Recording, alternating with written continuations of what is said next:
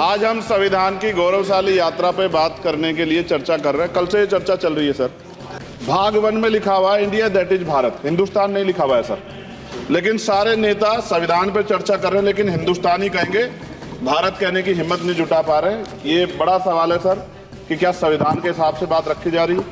ये संविधान है कि आप वहां बैठे हैं और मैं यहाँ खड़ा होकर अपनी बात रख रहा हूँ, और इस देश में आदिवासी महिला के तौर पे जो है राष्ट्रपति बनी है, और प्राइम मिनिस्टर तो नहीं बना, लेकिन शेड्यूल कास्ट के बड़े नेताओं को भी जो है राष्ट्रपति बनने का मौका मिला। इस संविधान की देन अगर वोट हम पे नहीं होता तो शायद अमीर और जो राजा महाराजा खुद को मानते हैं हमारी गलियों तक नहीं आ पाते, हमारे हाल नहीं जान पाते।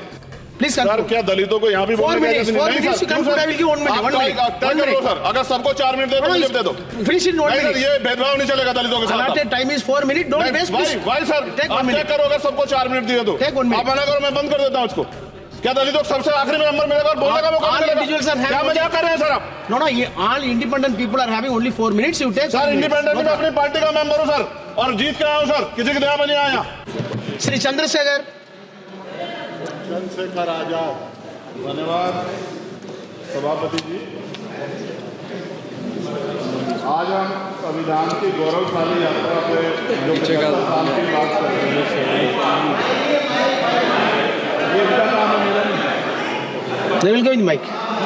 धन्यवाद सभापति जी। आगे सर, आगे। आज हम संविधान की गौरवशाली यात्रा पे बात करने के लिए चर्चा कर रहे हैं। कल से ये चर्चा चल रही है सर। मैंने बहुत सारे दोनों पक्ष के और जितने भी हमारे मेंबर हैं सुना सर, उनको बड़े बड़े नेता हैं सर। इसके भाग 1 में लिखा हुआ है India that is Bharat, Hindustan नहीं लिखा हुआ है सर। लेकिन सारे नेता संविधान पे चर्चा कर रहे हैं, लेकिन हिंदुस्तान ही कहेंगे, भारत कहने की हिम्मत नहीं जुटा पा रहे। ये बड़ा सवाल है सर कि क्या संविधान के हिसाब से बात रखी जा रही है।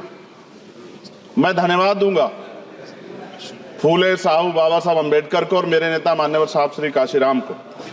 25 नवंबर 1949 को संविधान को सौंपते हुए डॉक्टर बाबा साहब अम्बेडकर ने कहा था कि 26 जनवरी 1950 को हम विरोधाभास भरे जीवन में प्रवेश करने जा रहे हैं। राजनीतिक जीवन में तो हमारे पास समानता होगी, लेकिन सामाजिक और आर्थिक जीवन में असमानता होगी।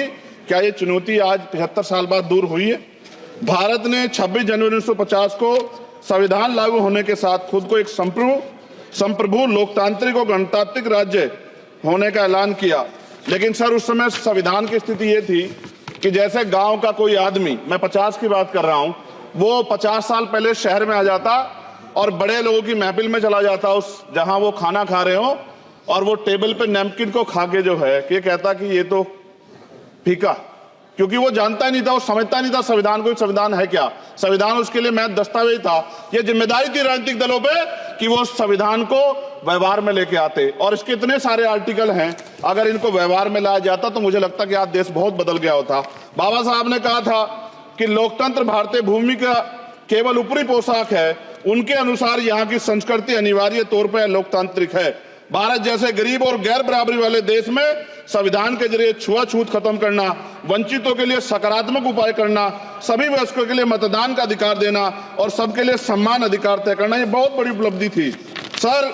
ये संविधान है कि आप वहां बैठे हैं और मैं यहाँ खड़ा होकर अपनी बात रख रहा हूं, और इस देश में आदिवासी महिला के तौर पे जो है राष्ट्रपति बनी है, और प्राइम मिनिस्टर तो नहीं बना, लेकिन शेड्यूल कास्ट के बड़े नेताओं को भी जो है राष्ट्रपति बनने का मौका मिला। इस संविधान की देन अगर वोट हम पे नहीं होता तो शायद अमीर और जो राजा महाराजा खुद को मानते हैं हमारी गलियों तक नहीं आ पाते, हमारे हाल नहीं जान पाते।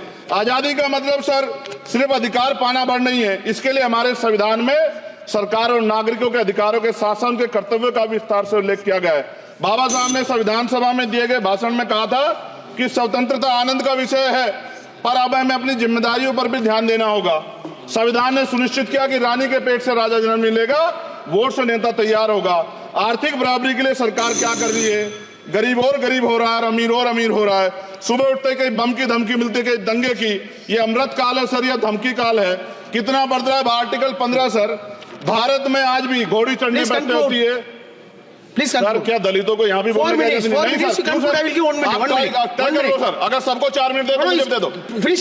ये भेदभाव नहीं चलेगा दलितों के साथ। Time is 4 minute, don't waste. भाई सर, आप क्या करो, अगर सबको 4 मिनट दिए तो आप मना करो, मैं बंद कर देता हूँ उसको।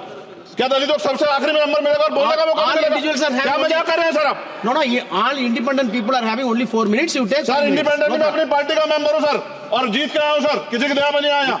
Take 1 minute and finish. Sir कल भी बोले तो एक दलीय पार्टी के लोग, आप मौका दो सर। मूछे रखने पर हत्या होती है, महिलाओं पे, छोटे मासूम बच्चों पर रेप हिंसा होती है, एनसीआरबी का डाटा देकर डर लगेगा। यही 1 किलोमीटर में संविधान को जला गया और महाराष्ट्र के परभनी में अभी भी संविधान को नष्ट किया गया, उसकी कॉपी को। आर्टिकल 25-26 में संविधान में सभी को धार्मिक आजादी, कहाँ है दलितों की, मुसलमानों की, जैनों की, बौद्धों की, ईसाइयों की? छत्तीसगढ़ में सतनामी समाज को संविधान की अपनी धार्मिक आजादी के आधार पर जो है उनको अपमानित करके जेल में बंद कर दिया। संभल, अजमेर, अयोध्या सब इसका उदाहरण है। आज ये सरकार आलोचना डरती है, कितने लोग जेल में बंद है? मिरान हैदर, खालिद सैफी, उमर खालिद खान, सिफा खान, गुलफ्शा फातिमा और आजम खान साहब राजनीतिक विरोध में बंद है। सरकार यहाँ बैठी है, सरकार सामाजिक न्याय की बात करती है। बताए कितने दलित मुख्यमंत्री बना रखे हैं आपने? 13 ज्यादा सरकार स्टेट में सरकार है। कितनी महिला मुख्यमंत्री है? आपकी सरकार ने सुप्रीम कोर्ट के आदेश के बाद रिजर्वेशन प्रमोशन में जारी नहीं किया और ओबीसी को पॉलिटिकल रिजर्वेशन आप देंगे नहीं देंगे, आप बताने का काम करें। मैं 75 साल की गौरव यात्रा में हम एक सभ्य समाज नहीं बना पाए, इसलिए जाति आधार पर SC ST OBC के बच्चों को प्राइमरी स्कूल से लेकर उच्च संस्थानों में भेदभाव किया जाता है। सरकार निरंकुश हो गई, कोई बुलडोजर से कार्रवाई करता है। कल मंत्री जी ने कहा हमने राष्ट्रीय पिछड़ा वर्ग आयोग बनाया, 69 शिक्षक भर्ती में उसकी सिफारिशों को नहीं माना। EWS के जरिए आपने संविधान पे, आरक्षण के प्रावधान पे हमला किया। 1 मिनट में खत्म कर रहा हूं सर। संविधान सर, न्यायपालिका में आर्टिकल 124 ये कहता है सर, ये अधिकार जो है। Sundar sir, please conclude. Sir 1 minute में Please conclude. संविधान में न्यायाधीशों की नियुक्ति का अधिकार राष्ट्रपति के द्वारा होना चाहिए, अभी तक नहीं हो रही है। All India judicial service commission कब बनेगा? क्या चंद परिवार ही सर जज बन सकते हैं? और आज हम सर, मैं सरकार से सवाल पूछना चाहता हूं सर, सेवाओं में SC ST OBC वर्ग का कितना प्रतिनिधित्व है? भारत सरकार के मंत्रालयों के अधीन PSU में, बैंकों, बीमा कंपनियों में और स्वच्छता संस्थानों में आउटसोर्स तथा कॉन्ट्रैक्ट पर वर्तमान कार्यरत कर्मचारी कुल कितनी संख्या है? आउटसोर्स और कॉन्ट्रैक्ट में कार्यबल SC ST OBC कितना प्रतिशत है?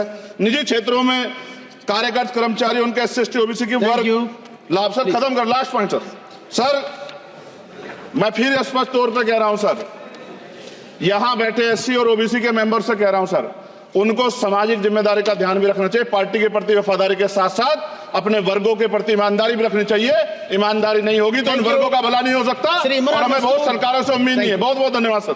Thank you. आज हम संविधान की गौरवशाली यात्रा पे बात करने के लिए चर्चा कर रहे हैं। कल से ये चर्चा चल रही है सर। भाग 1 में लिखा हुआ है India that is Bharat, Hindustan नहीं लिखा हुआ है सर। लेकिन सारे नेता संविधान पे चर्चा कर रहे हैं, लेकिन हिंदुस्तान ही कहेंगे, भारत कहने की हिम्मत नहीं जुटा पा रहे हैं। ये बड़ा सवाल है सर कि क्या संविधान के हिसाब से बात रखी जा रही है?